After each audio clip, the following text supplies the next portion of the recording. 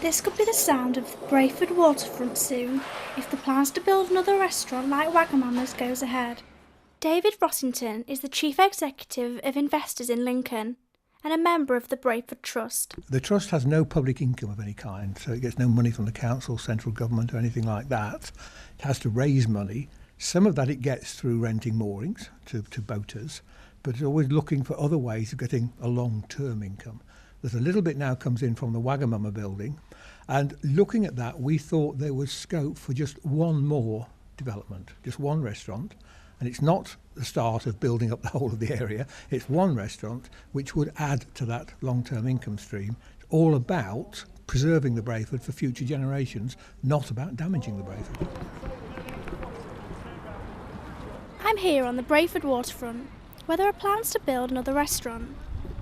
Everywhere I look around me, there are places to eat. Now, I'm not saying this is a bad thing, because I use them myself, but the question remains, do we need another? I want to find out the effect larger restaurant chains have on smaller independent eating places in the city.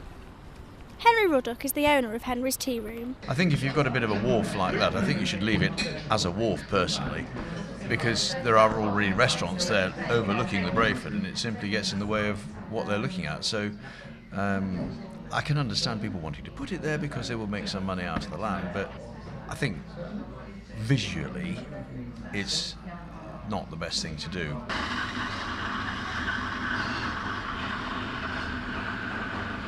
In terms of whether another restaurant will affect his business, Henry says there are already plenty of restaurants out there in the city. Really, another one, as far as I'm concerned, it's not going to make any difference whatsoever to me, because it's a different kind of business anyway. Or I presume it will be a restaurant which will do lunches and evening meals and that sort of thing. What I'm trying to do here is create a bit of a unique atmosphere, do something a bit different, and we've already built up quite a loyal following.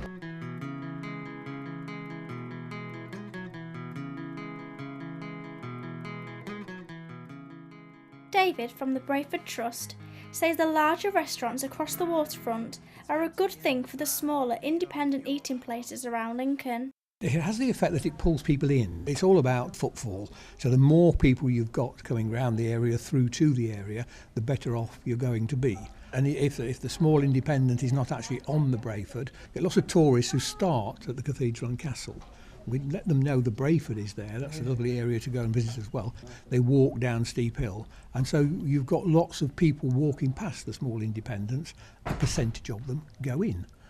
If you've got nobody walking past, you won't get any business. But the more footfall you can get and people walking past, the better there's a chance that those businesses will do well.